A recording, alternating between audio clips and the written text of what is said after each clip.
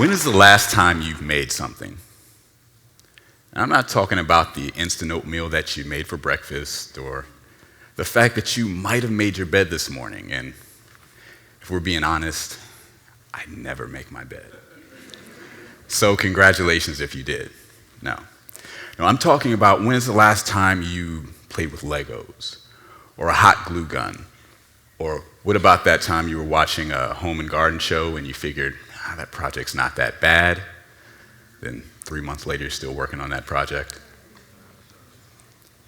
See, the thing is, at its core, I'm asking, when have you ever had a problem or a necessity, or you were just curious? And your solution to that was saying, you know what, I can make this.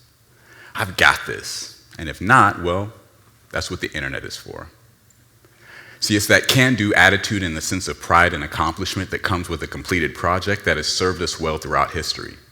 So much so that since the dawn of civilization, we have grouped ourselves by what we make, be it the medieval guilds of blacksmiths to modern-day auto worker unions or local meetup groups of crochet artists.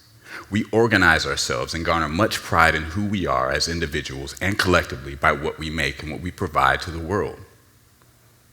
There's no more evident in the fact that we name whole cities and regions by that exact same criterion. I was actually in a plane last year, and I had my Youngstown State hoodie on. The guy next to me goes, "Youngstown, I know where that is. You guys work hard out there." And I'm like, "Yeah, it's the home of hard work." But see, whether I'm talking wine country, the Motor City, or right here in the Steel Valley, those monikers alone let you know exactly what we're about. But what happens when what you know to be true about yourself and your identity and what you make for the world just goes away or is no more, or is no longer relevant?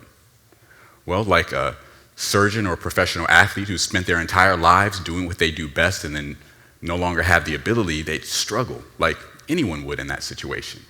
The only difference is we as a society don't go around taking photos of people, showing them at their worst and putting them up on lists of the saddest, most unhappiest or poorest people in the country, right? I mean, it would be real messed up to put, say, John here on the list of the top 10, most miserable people in the world. But apparently it's cool to do that to, Youngstown, Ohio, Warren, Ohio, and other areas of the country that have been hit hard by economic downturn, or they just plain don't make what they used to anymore.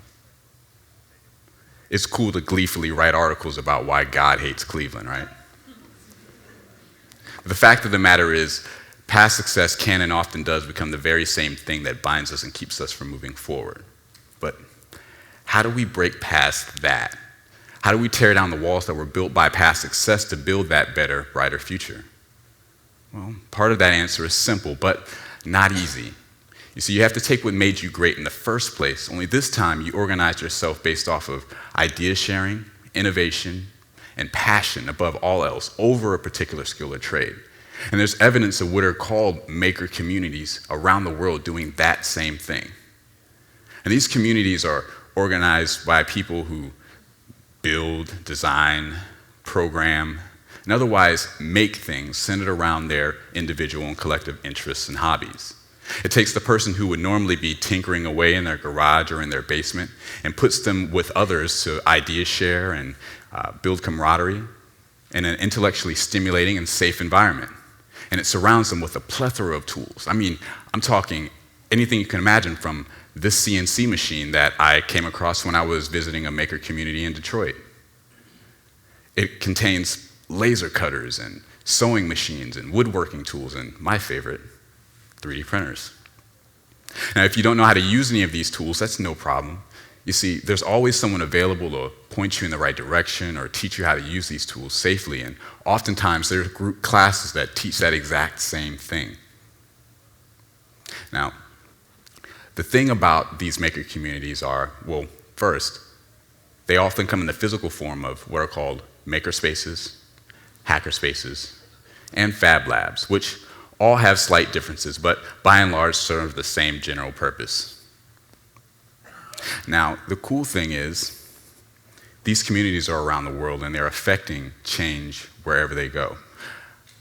A few colleagues of mine were going to start a maker community around here just last year.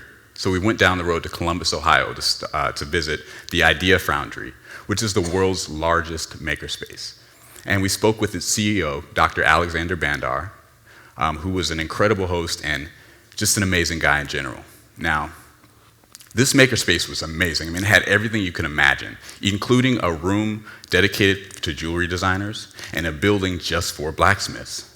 And impressive as this facility was, his makerspace, the proudest part about it was he was very, very forthcoming with the fact that his makerspace has been the launch pad to almost 50 new and growing businesses in Columbus, Ohio. Now, I'd imagine any city, large or small, to be excited at the prospect of having that many new companies within their city limits. And while it must be stated, entrepreneurship is not the sole goal or purpose of these maker communities, as they're home to many a DIY weekend warrior. But it's undeniable in the fact that the creation of new businesses and innovation is a hugely positive side effect to these communities, as entrepreneurs around the world are finding that the tools and the level of expertise available to them comes at a fraction of what it normally would cost to have those kind of things available to them. Now, one of the greatest things that a maker community has brought to the world so far is the mobile payment platform and company Square, which actually, if you guys were in the lobby and you happened to buy a t-shirt from TEDxYoungstown and they use your credit card, you were actually using Square. Now, think about this for a second. One company which started in 2009 by two people with the dream of revolutionizing the way that we make and receive credit card payments built their plastic prototype within a makerspace. 6 years later, their company has an estimated valuation of over $5 billion. That is innovation, and that is industry changing. That's community changing. But how do we get to that, right? How do we take people in a community that had previously been organized by vocation to get to that future that we so seek? Again, it's that one word, it's passion. It's how the greatest companies in the world recruit and bring people together to do great things. It's what turns an ordinary entrepreneur into a rock star in the boardroom. It's how great things get done. I'll never forget my 30-minute interview for an internship with Apple.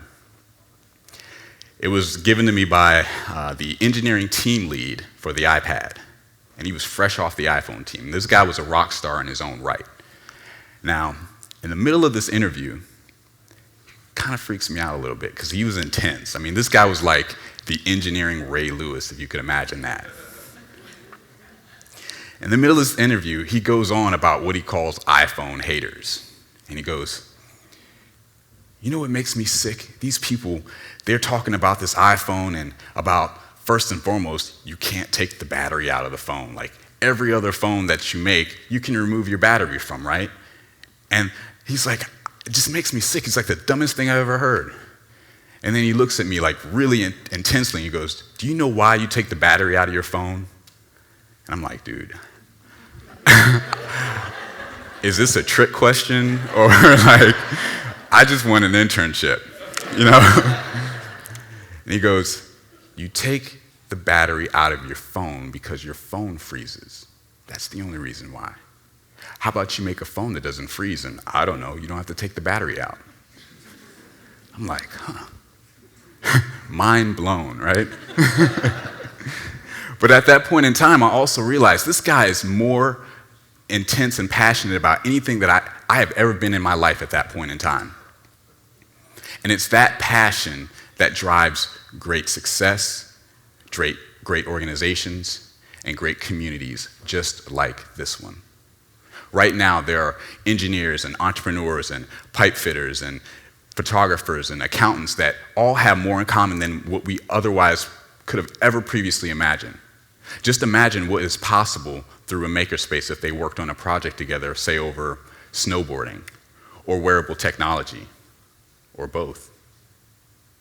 You see, becoming the greatness and the change that we seek in our communities lies in our ability to make things together. And that is why I ask, when is the last time you've made something? Because when we make, we believe. And when we believe, great things happen. Thank you.